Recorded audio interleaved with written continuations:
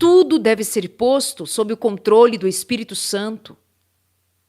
Não há fim ao conflito do lado de cada eternidade. Ah, Darleide, mas em que horas eu vou ficar livre e eu não vou mais precisar lutar, vigiar? Isso não existe. Precisa lutar, vigiar, sim.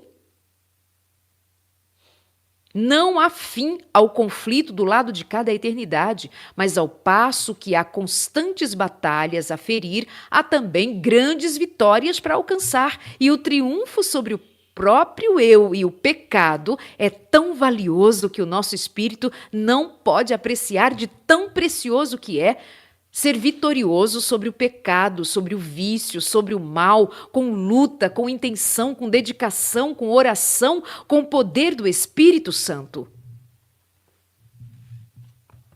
Os pequenos deveres cumpridos com contentamento, as pequeninas dádivas que não fazem vista e podem parecer pequenas, destituídas de valor aos olhos humanos, ocupam muitas vezes diante de Deus o mais alto lugar.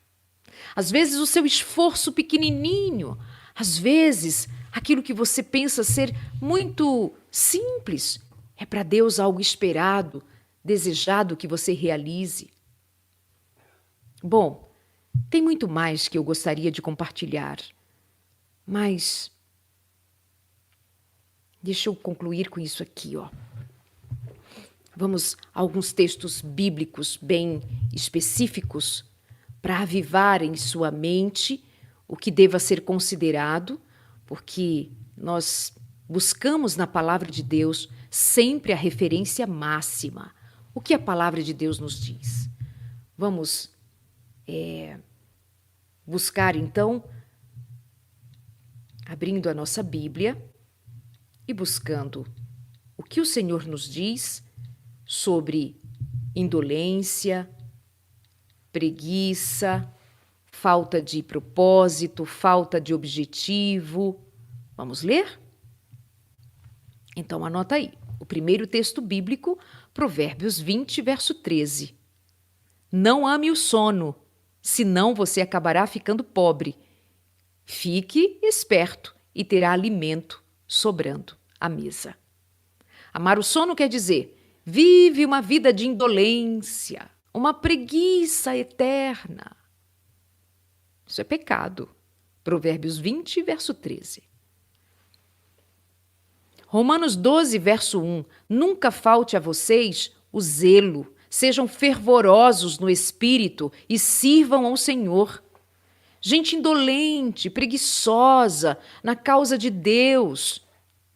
As mãos preguiçosas empobrecem, porém as mãos diligentes, as mãos trabalhadoras trazem riqueza. Aquele que faz a colheita no verão é um filho sensato, mas aquele que dorme durante o tempo de ceifa é filho que causa vergonha.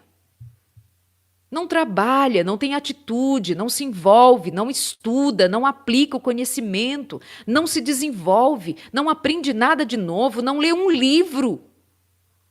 Tem gente que não se aplica a ler um livro na vida. Tem gente que não se dedica a ler um capítulo da Bíblia por dia, por ano que seja, sei lá. Não lê, não estuda, não escuta, não aprende. Não pratica. Provérbios 10, 4 e 5. Eclesiastes, capítulo 10, verso 18, diz: por causa da preguiça, o telhado se enverga. Por causa das mãos indolentes, a casa tem goteiras. Porque na casa de gente preguiçosa, vê-se as goteiras. Agora vem aquele famoso provérbio 6, versos 6 a 8, diz: observe a formiga, preguiçoso, vai ter com a formiga, preguiçoso. Reflita nos caminhos da formiga e seja sábio. Ela não tem um chefe, nem um supervisor, nem governante, ainda assim ela guarda suas provisões no verão e na época da colheita junta o seu alimento. Vai ter com a formiga o preguiçoso. Só que nós não somos exatamente as formigas para guardar para si tão somente. Nós vamos ter para nós e também vamos ajudar os outros.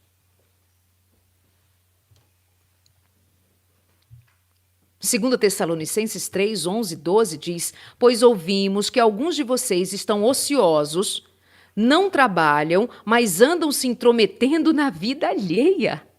As tais pessoas ordenamos e exortamos no Senhor Cristo que trabalhem tranquilamente e comam o seu próprio pão.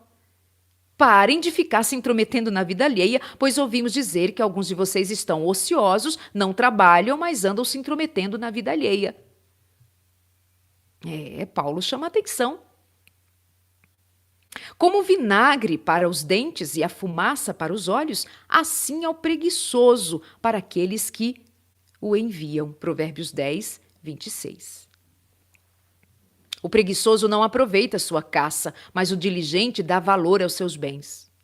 O trabalhador, quem trabalha, por isso que estávamos dizendo antes, né? Eu falei antes a vocês. Se o seu filho não aprende as atividades domésticas, a colaborar, a auxiliar, a ajudar, ele não dá valor ao que tem, porque ele não se esforça para nem mesmo cooperar com o que lhe acontece à volta. E isso vai ser aplicado à vida. Recebe tudo pronto nas mãos. O preguiçoso morre de tanto desejar. Ai, como eu queria! É meu sonho! Eu queria tanto! O preguiçoso morre de tanto desejar. E de nunca pôr as mãos no trabalho. O dia inteiro ele deseja mais e mais, enquanto o justo reparte sem cessar. Anota isso.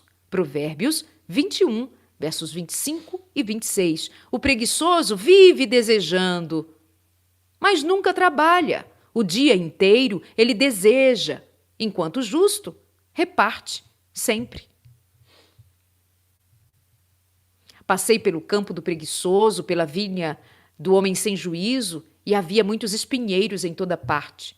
O chão estava coberto de ervas daninhas, o muro de pedra estava em ruínas. Observei aquilo e fiquei pensando, olhei e aprendi essa lição. Vou dormir um pouco, você diz, vou cochilar um momento, vou cruzar os braços e descansar mais um pouco, mas a pobreza lhe sobrevirá como um assaltante e a sua miséria como um homem armado. Provérbios 24, 30 a 34. O preguiçoso diz, para terminar aqui mais esse, lá está um leão no caminho, um leão feroz rugindo nas ruas. Como a porta gira em suas dobradiças, assim o preguiçoso se revira na cama. O preguiçoso coloca a mão no prato, mas acha difícil demais levá-lo à boca. O preguiçoso considera-se mais sábio do que 7 homens que respondem com bom senso.